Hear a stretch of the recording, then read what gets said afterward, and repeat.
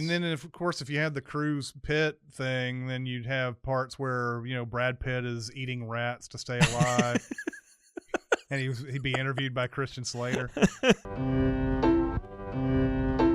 Welcome to SinCast, presented by Cinemasins.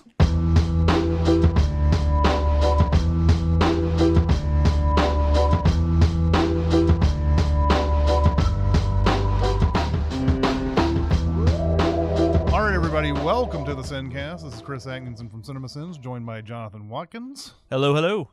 And today we're going to be doing a mini-pod. Ferrari pod? Nah, that's about it. That's about as good as you're going to get. Of Ford V Ferrari. Which is weird because we were talking about this earlier. Yeah. It makes it sound like there was some sort of court case, and maybe there was, but There's no court case in this movie. No, not at all. This isn't like Roe versus Wade or Roe v. Wade. Right. So this is Ford versus Ferrari in the game of trying to win Le Mans. Yes. The 24 hours of Le Mans. 24-hour race, which I didn't realize that even existed. No, and that's one thing I think I don't know if I think you're kind of in the same boat as me. I know nothing about racing. Mm-hmm. I'm not a racing fan. Nothing about racing really interests me. I'm not even a car person. No, I'm definitely not. I've been around a lot of people who love NASCAR and stuff like that. And yeah, me too. And, well, we're in the South, so. and well, it's funny. I was out at a bar in Nashville one night, and somebody struck up a conversation with me and said, "Hey, you watching that race tomorrow?" And I was like, Yeah. "Hey, we are. We're in the South." Blah blah blah. I was like, "Nah, man, I'm not much into racing and stuff." And he goes, "You're from the South, man." He's like, "I'm from L.A." I mean, I guess it's got to be universally loved, definitely or it wouldn't be universally loved. It wouldn't be as big as it is. It's definitely universally loved, but I'm not on that thing. I do have that sort of like, it feels like all I'm watching is people turning left. Yes. A whole bunch. That's what it seems like to me. Yeah, I mean, I think it's like any sport in the sense that, like, if you're not getting into it more than the surface level, it's really just it's something I'm not engaging with it for whatever reason, like I am a baseball game or a football game or something. So, but obviously people do. So. The last big racing movie that I remember coming out was Rush, Ron Howard, which I really like that movie. It's a very good movie, and it arguably it's one of Ron Howard's best. It's one of his best, and I don't think very many people saw it when it came out. And I don't know how many people have seen it since, but when it came on like HBO or something like that, I used to watch it all the time. It's such a good movie. Yeah, it's one of those that definitely, it seems to get brought up a lot as like an underappreciated, especially if people are talking about Ron Howard or they're talking about Chris Hemsworth or maybe just talking about movies from the last decade. It's definitely one of those. So I still think not enough people have seen it. Yeah. But yeah, no, it's really good. Yeah. So Ford v Ferrari stars Matt Damon and Christian Bale. We got a James Mangold movie. Yes. Mangold, if you had a discernible style out of Mangold, what would you say it is? I was trying to think about that because he's a really interesting filmmaker. Like he's done films that are just like all over the map. Like, I mean, from Logan, Walk the Line. Yeah. Heavy, and which I guess Heavy was kind of probably his early one, but that seems like to me to be the main. Maybe that's not a style, but maybe a some sort of trademark of his is that he likes to go into the small town life. Maybe I don't know. It is hard to pin him down. Well, I think he definitely likes characters that are kind of on the outskirts, like you have with Bale, especially Bale's character in this movie. But Logan fits that. Copland definitely, with the Stallone character, and even like he did Girl Interrupted. I mean, even that, you have. So Walk the Line, obviously Johnny Cash is. So maybe if anything, maybe I would throw something like that in there. Now I don't know what you get from Kate and Leopold. But exactly. But yeah, this is it stars Christian Bale, Matt Damon. Christian Bale plays a racer named Ken Miles, who has been always sort of like on the fringes of making it big. Yeah. but he's such a bad like politician essentially. Yeah. That he's never been able to like bullshit his way into like a big sponsorship. Yeah, or anything he like sounds that. like that guy that like if you were really into racing, like you would know who he was. Yes. But if you were just kind of a casual fan, like he's definitely not going to pop up like a, I can't even think of anybody else, like a Richard Kelly or well, that's not Richard Petty. Yeah. Richard Kelly. This is how much I know about racing. Donnie Darko director Richard Kelly. Or like, Dale Earnhardt or something. Yeah. He's never going to be in that kind of top. But I think people knew who he was if you were really into the sport. Yeah, and he's obviously like the nerdy but like asshole nerdy kind of guy where he's telling he works at an auto shop, and one of the first scenes is a guy coming in about his car, and then Ken tells him that he's driving his car incorrectly. Yeah, and he should get a different car. Yeah. Like what is he like? Is it a Plymouth or something that he recommends that he goes and gets? Yes. And then you get to see the guy drive off, and surely enough, he cannot drive that awful. car. Yeah. And then you have Carroll Shelby, who is a guy who he dabbled in racing, but mainly his thing is making cars. Yeah. That's his main business. And he's got a business that's the Shelby American, something like that. And so he's sort of renowned for building cars. And in fact, there's like a tossed off line somewhere where it said Steve McQueen as wanting one of his cars. Yeah. So they didn't get deeply into that whole like he must be building cars for celebrities, but they do throw that line in there. Yeah, because he's like, and I didn't really completely understand that bit where like those people were going to buy that car, and he's like, wanted them to do the paperwork and make the payment, but he wasn't actually going to sell them the car. Yeah, I don't know either. I think this is just me talking out of my ass. Yeah. I think it is the idea that you have gotten somebody to want a car so badly that by the end of it, when you say, I can't give you this car, I've already promised it to Steve McQueen, they'll either buy that car in advance or they'll buy another car that's on the lot, which I think is true. the main thing. Buy another car on the lot because they don't want to leave empty-handed is sort of the gotcha. Yeah, that's probably right. Sort of the tactic I think is being made there, but so he's a car maker. Miles is a driver. He's a gearhead, all that type of thing. Meanwhile, you have Ford, led by the great Tracy Letts, playing Henry Ford II in this. Yeah. The more and more I see Tracy Letts, the more I'm like, I got to see everything this guy has ever done. But what is it you really like him from, though? Well, he's great in The Big Short. Oh yeah, that's right. He's got a small part in there, but even in that small part in there, he's got that great moment with Christian Bale. Yeah. Where Bale said, like, I'm not going to let anybody have their money back until this has gone through and everything. And Tracy Letts is like, give me my money back. Give me my money back, you motherfucker. And I've seen him in a ton of other things. Yeah, well, he was in he was in The Sinner, which was a really good show. He had a bit of he's in Lady Bird. He was in Homeland.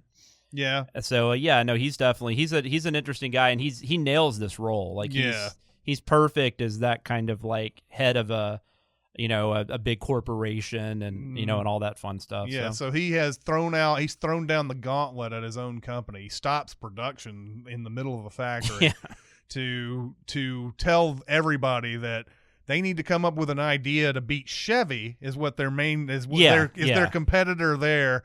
To beat Chevy or everybody, it's basically the Alec Baldwin, Glengarry Glen Ross thing where they're like, one person gets keep their job, everybody else can just stay home.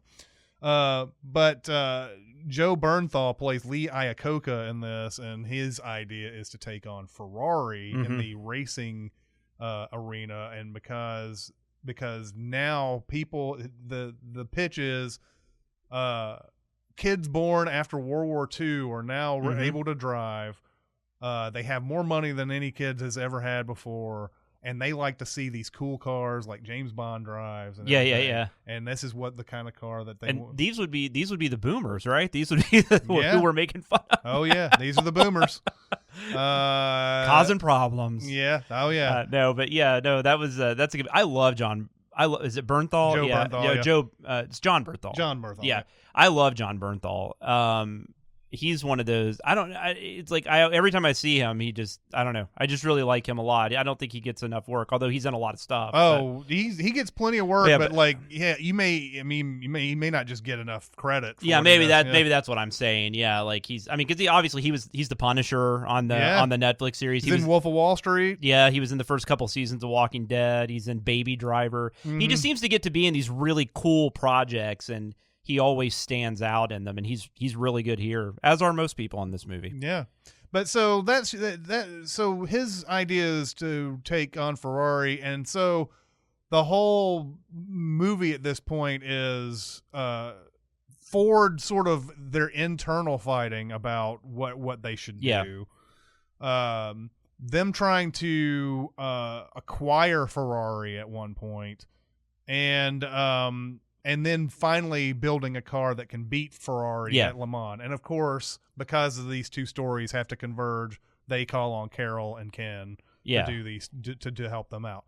So anyway, that's the main story. I want to get into spoilers here in a minute, but what is your grade for this? I really like this movie. Yeah. I mean, from beginning to end, I had a blast. There's one character in this movie that bugs me just because he's so generic, and maybe we'll wait till spoilers to talk about that. But the Josh Lucas character is the one, not to get too deep into it. He I don't know. He was just a little too sketched out. I know what you mean. Yeah.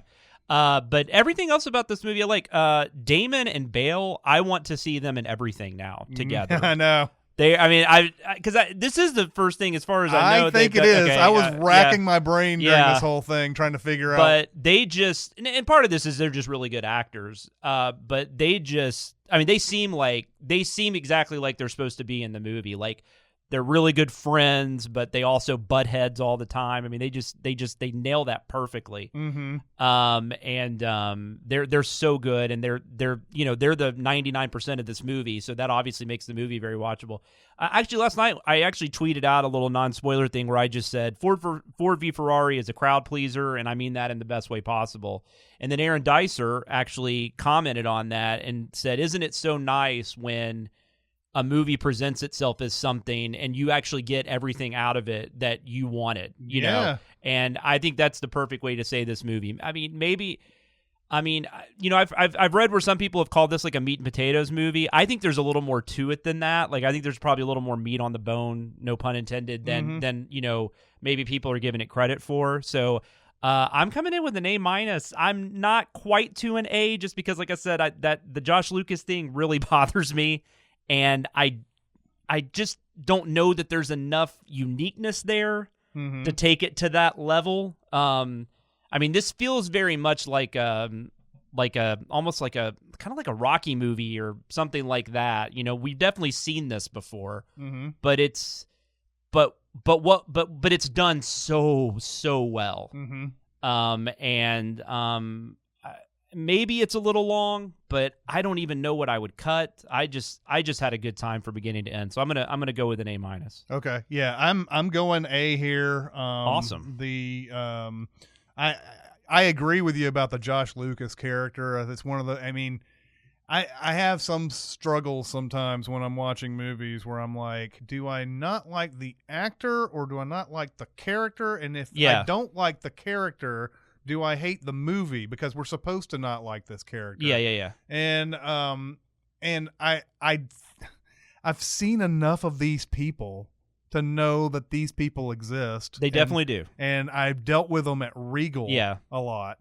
So, like, yes, I felt like, yes, I don't like this guy. I think, yes, he is generic, but he's also somebody that I see a lot. And he plays it perfectly. I wish Josh Lucas over the years could have had a little bit. He seemed to have more of a career, like a big. Yeah. Like he was going to be a big star at one point. I think like anything else, maybe it's just choices he made. Like I don't think Poseidon did him any favors. No. But no, he's good. Don't get me wrong. I didn't have an issue with Helm. It was just the way they did the character, I guess. I don't know. I mean, I guess it just felt like the movie didn't necessarily like. I just feel like movies insert like this villainous role that doesn't necessarily need to be there. Mm-hmm. Especially when we already have Ferrari as, just from the title, like Ferrari is essentially like the antagonist. Mm-hmm. And it just felt like the movie just felt they had to just put this other character in here just to kind of, just make things difficult for our two main characters. Mm-hmm. And at times, I don't know. So that was, but it's very little. I mean, it's very little of a negative because obviously I'm still coming in at A-. I mean, I love the movie. Yeah, I mean that is part of it, right? Ford is a huge American brand. Yeah, and they think about things that are they don't think about the prize. They think about what things look like a lot of times and what stuff like that. So.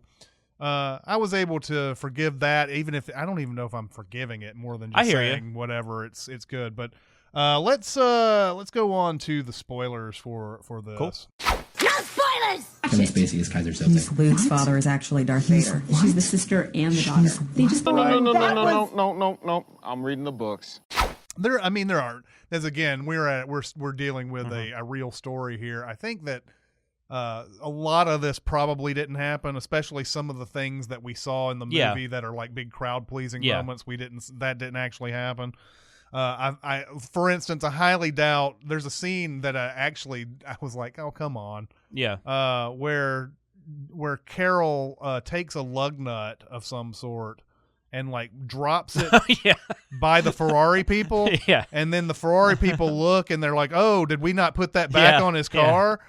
And stuff like that, but they're the little crowd pleasing moments. We get that. Yeah, like when he steals the what does he steal, stopwatches from them? Yeah, steal stopwatches.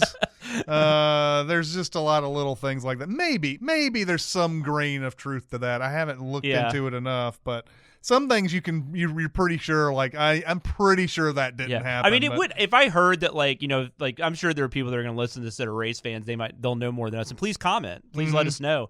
But if I hear like maybe that is like people in the pit crew fucking with each other, like I wouldn't be shocked. But yeah, like that actually happened. I don't know. Well, like you're saying, fucking with each other. Like maybe he took them. Yeah, but then he gave them right back or something that. Yeah, exactly. In this one, it's just a wholesale stealing of it. Yeah. He's just like, you want one? I think they're made in Italy. Yeah.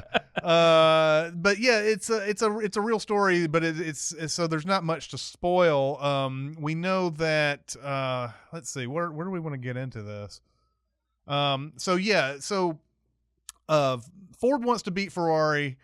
Actually, they want to acquire Ferrari at one point because they find out that Ferrari is bankrupt. Yeah. And so they want to swoop in and buy them. And then and this is the big Lee Iacocca part of it where he's supposed to be the hero of this. And he goes in, he tries to buy them. And meanwhile, Fiat wants to buy Ferrari. Yeah. And we find out the whole thing has been they've agreed to meet with Ford just so that Fiat would catch wind of it and then drive up the price. And so there's a whole part where Enzo Ferrari tells Lee Iacocca that you're in a shitty factory and you build shitty cars and you're all sons of whores and all that, and that Henry Ford II is no Henry Ford. And everything. Which when Iacocca comes back to tell what happened at the thing, Henry Ford II's like, so what did he say? And then he goes through that whole thing. What did he say about me? He says you're no Henry Ford, and that's the part that really it gets under his skin. Yeah. And so for a while there, you think Henry Ford II's kind of an advocate for this whole thing. Like first with Lee Iacocca is like, yes, let's make these cars, whatever the cost. And so they get Carroll Shelby. He's apparently like one of these preeminent, best, car makers.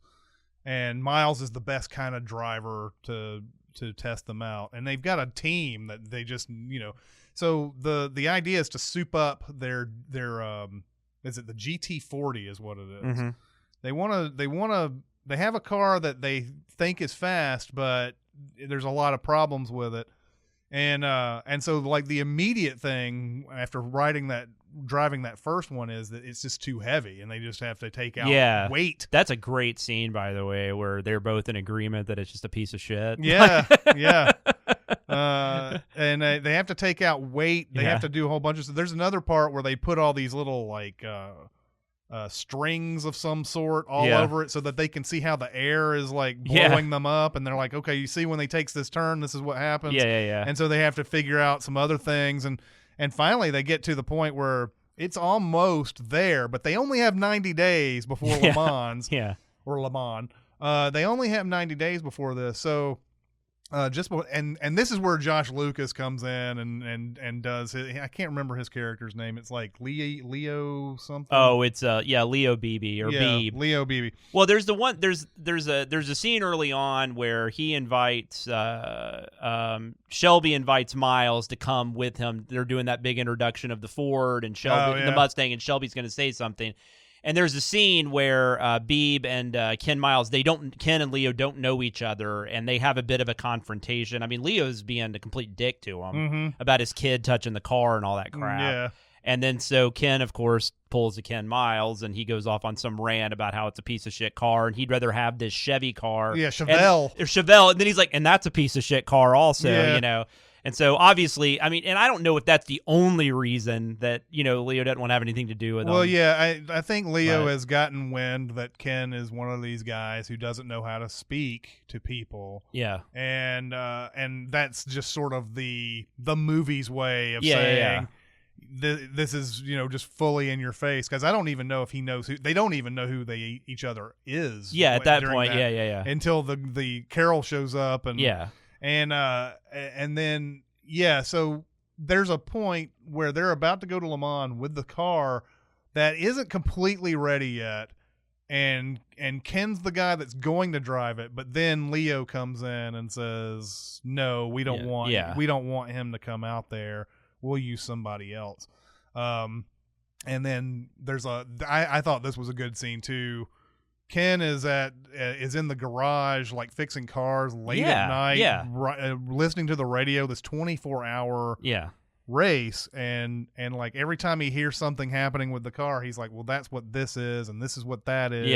And he's like, and then he hears at one point the car get ahead, and he's like, no, that's too soon, and all that. So you can see sort of how and then it just turns into another like wonderful thing when his wife shows up. And she changes the radio station to some music, and they just start dancing and everything. It's like, and she gives a really nice performance. Oh, I love her. I don't know how to pronounce her name. It's Caitriona Balfe is what I'll say. But I don't know that I had seen her in anything before this. Maybe I had, but she's in Escape Plan. Okay.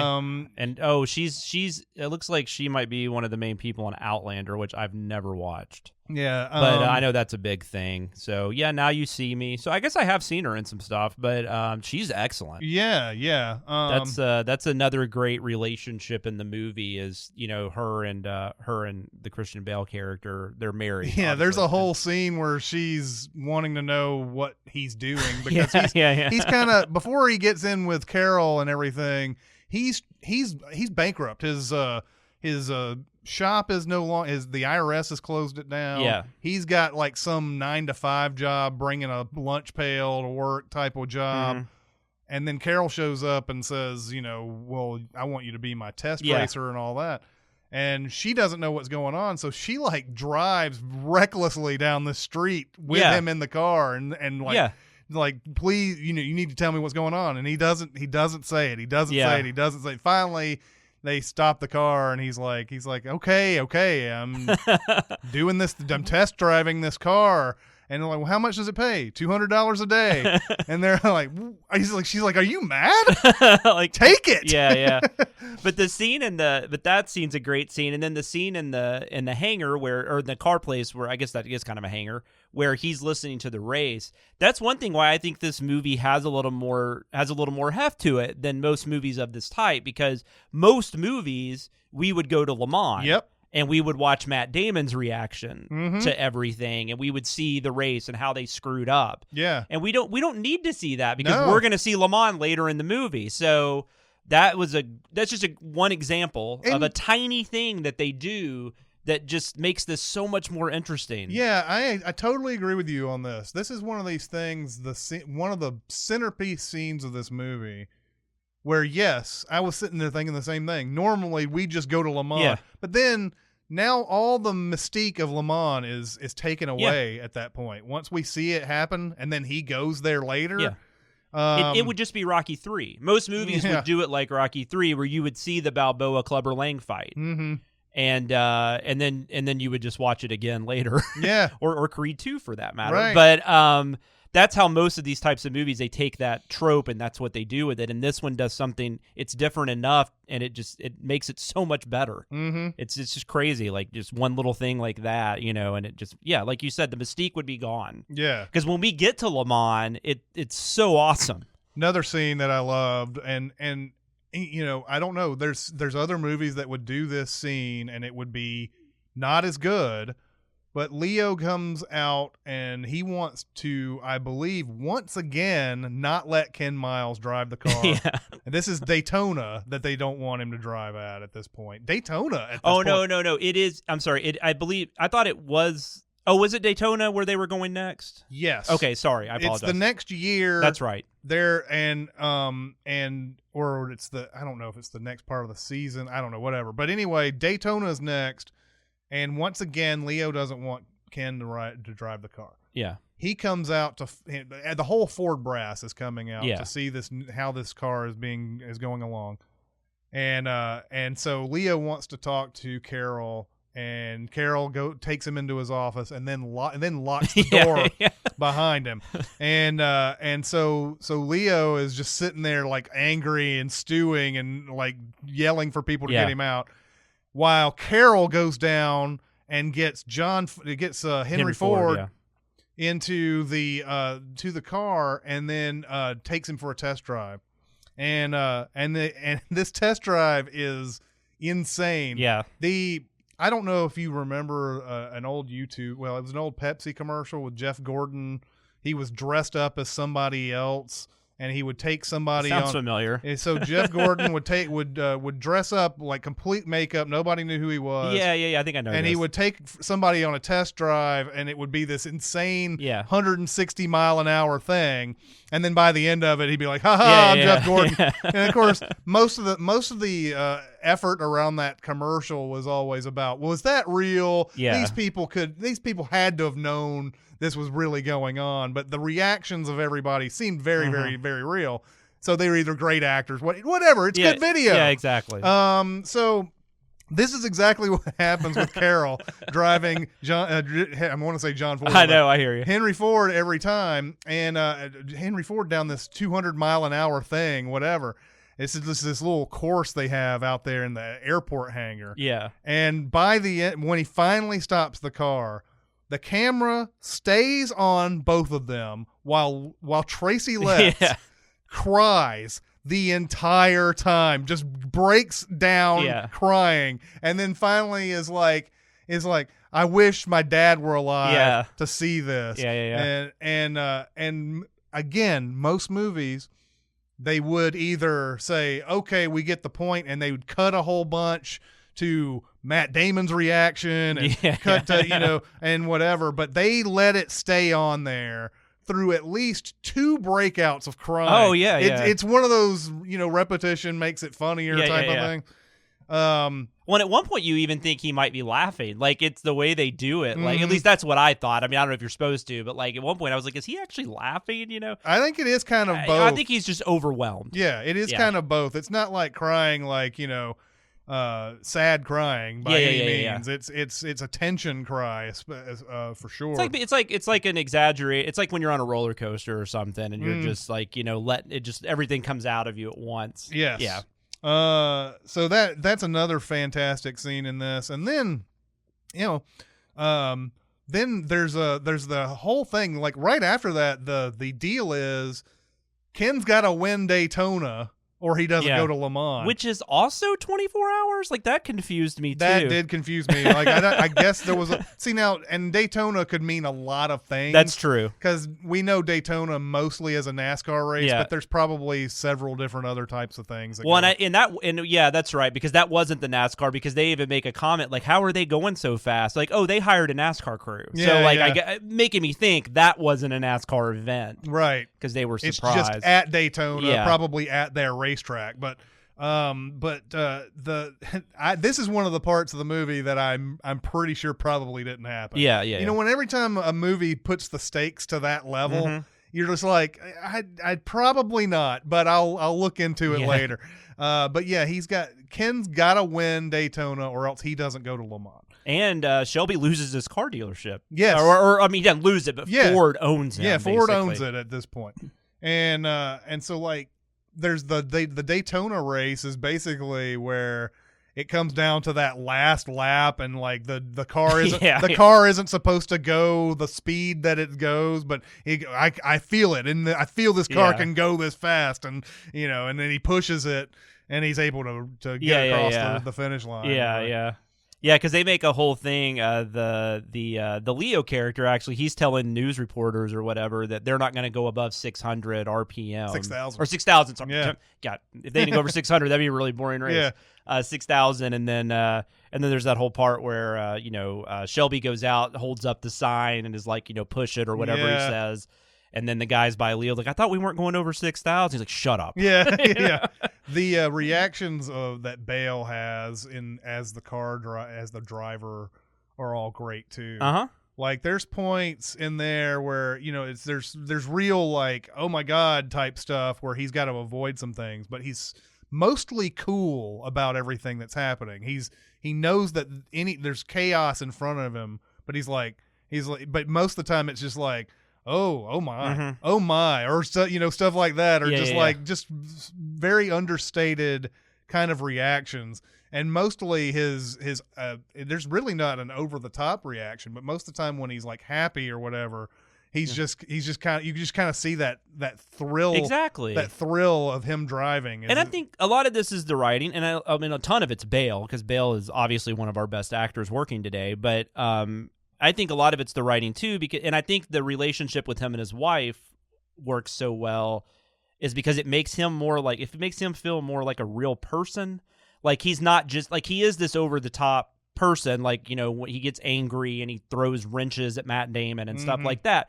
But then like when he's with his wife by himself, he says, I can't get out of my own way. I mean, he admits to that, like he admits his faults, where like, I hate to keep going back to this, that most movies, but I don't know that we would get that scene, where he's just being very honest about, I'm 45.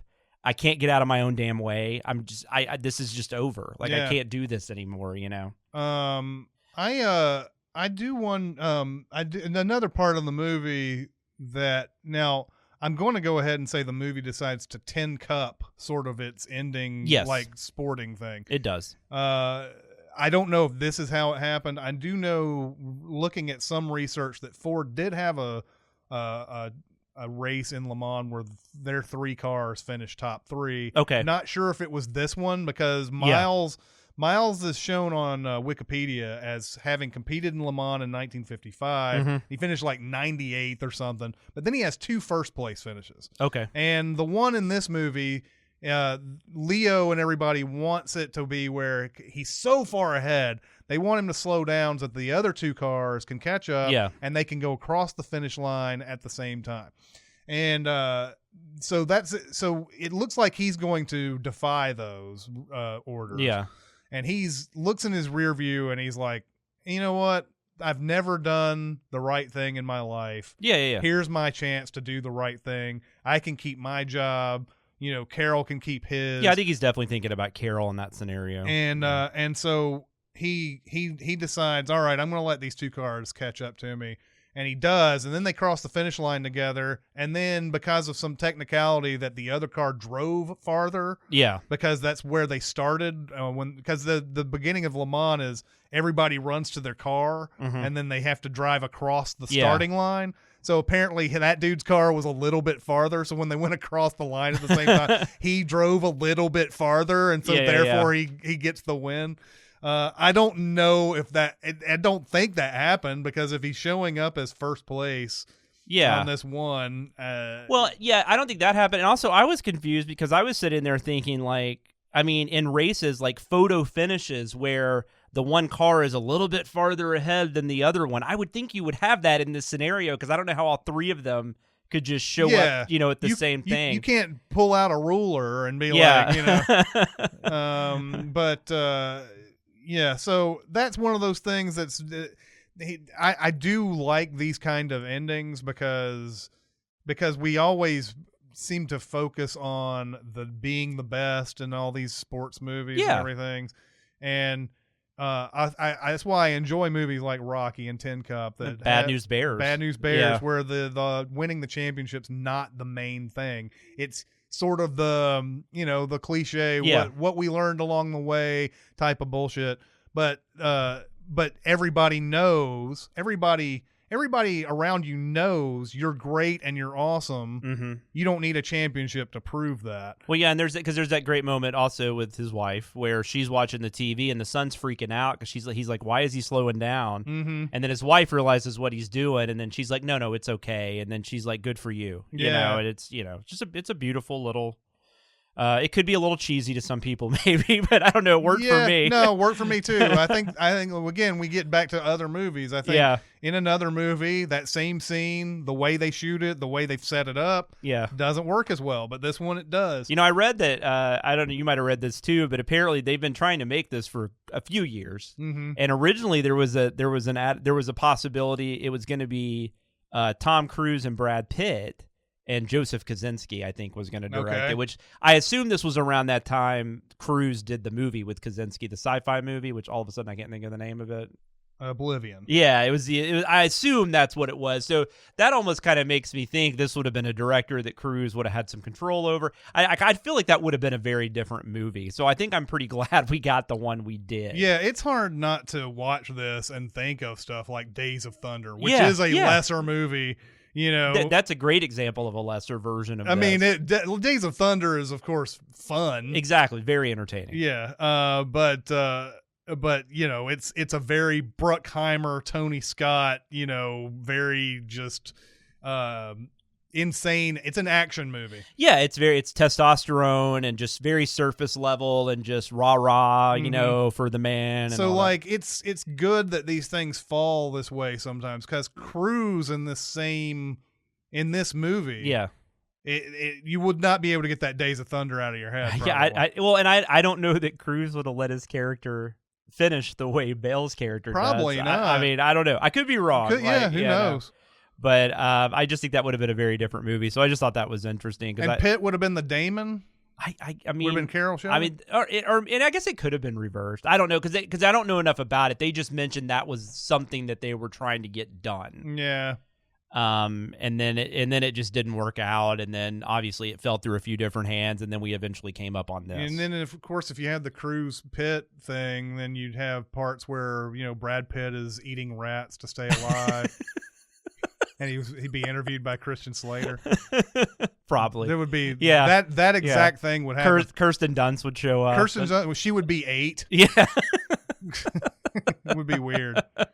Interview with Ford and Ferrari. Yeah. No, that would have been an interesting movie. I didn't mean to get us off track there, but I was just that seemed to me like I think we got the best version of this movie we were gonna get, and I'm glad it. You know, it's nice when things like this work out. You know, yeah, because this is the kind of thing where people talk about like a movie just being fun. Like, well, this is what I want when I hear that. Mm-hmm.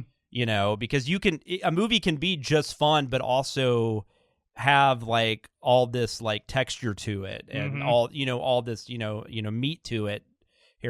So I mean this is so good. And we've touched on Le Mans, but the way that Mangold and the cinematographer just the way that was shot was really interesting, because you know it's just an 8 Shelby says at one point it's an 8.5 mile stretch of road, and they're just going over it and over it for 24 hours. So that would be a hard thing from a film standpoint how are you going to make that interesting? And they pull it off. And there are a lot of, this is something that we should have brought up, but there are a lot of like these low angle shots that really get you down into those racing and everything. It doesn't overdo them or anything, but I think the racing really gets you in there. The sound is really good in this. But yeah, that I do love the way he filmed all that stuff. Absolutely, all that stuff at Le Mans. And I think this is where the Lucas character starts bothering me a little bit, because, and I do get, like, they do the scenes where Matt Damon steals the stopwatch, and they do the thing where he drops the screws, and I get that they kind of have to have some things thrown in, so we're not just watching cars, racing. But that's where I felt like this is where the Lucas stuff felt a little contrived. Like, they're still like going at it even during the race when Ford is about to win. I mean, you would think everybody would just be, at that point, would just be fucking happy. Yeah, that they'd have the top 3 cars, and that's all you need to know. But they still have to make the Lucas character like be a villain. Yeah. Even though, like I said, you've got Ferrari as the antagonist, and I mean, that's all the movie really needs. But you're right. People like the Lucas character 100% exist in corporate America. Oh, it's no doubt. It's so annoying. We really, really loved this. What do you think about this movie? Go to SinCast presented by Cinemasins on Facebook. We have a Cinemasins Twitter, Music Video Sins Twitter. We're on Reddit. We're on SoundCloud. We're on Discord. If you want to get on Discord, come to Facebook and private message me, and I can give you a link. Or you can go to Reddit, and there's one on the right side of the page. Awesome. And Jonathan? You can reach me at SamLoomis13 on Twitter, and I'm also, every week, you can hear me on the Behind the Sins podcast with Aaron Dicer and Danae Hughes. Awesome. All right. Well, that'll do it for this mini-pod of Ford V Ferrari. It's Chris Atkinson, Jonathan Watkins. We'll see you next time. Thanks for listening. Comment on our episodes on our SoundCloud page. Check us out on YouTube, Twitter, Facebook, and Reddit. And be sure to visit cinemasins.com.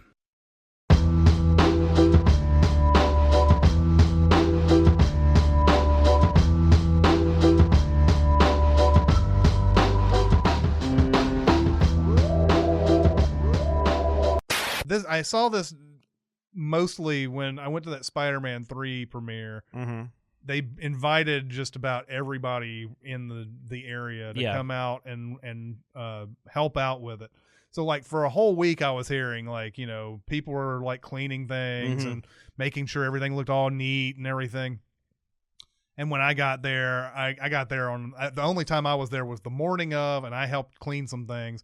But you get all these district managers who come in. And they're all like, I see this little like spot over here by this that nobody's going to see ever except him, because he wants to have this idea that he's got some job that, and they always have these ideas like, if we could do this, it'll be the perfect premiere. And you're just like, God damn it, man. Fuck just you. Leave stuff alone. Yeah. It almost feels like it's more like you've got to have something to say, even though you don't necessarily, right. Like you just feel like that's, if you don't say something, then you're going to get screwed somehow. And meanwhile, I remember the screen that Sam Raimi and Kirsten Dunst and Tobey Maguire and all of them were in. The screen that they watched that in.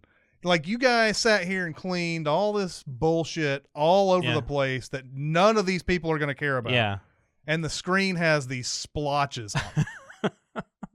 And why didn't you like order a whole new screen or clean the screen? And Sam Raimi probably noticed that. Oh, he guaranteed he noticed that.